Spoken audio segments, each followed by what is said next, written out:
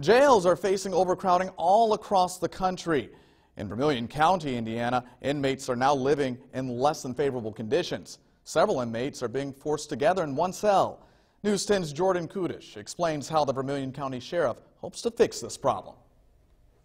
The Vermillion County Jail was built in 1993. Now, 26 years later, the facility is running out of space.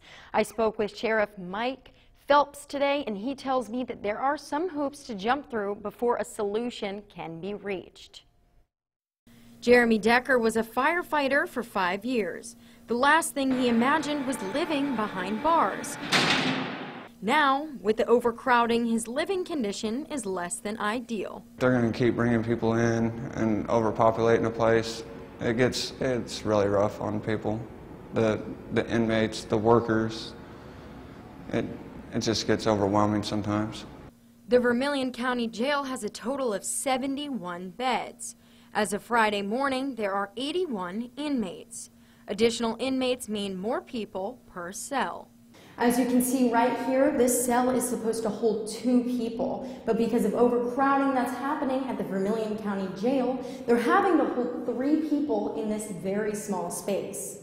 That seems big until you put 3 people in there, their personal property, their commissary, their letters, their tablets, their writing tablets, and then it becomes a problem. Regulations say inmates can't sleep on the floor.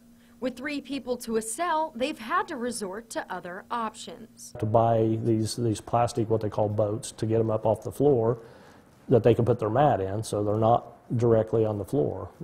Buying additional things like boats can be costly for the jail. Phelps says some are opposed to the idea of putting that kind of money into criminals.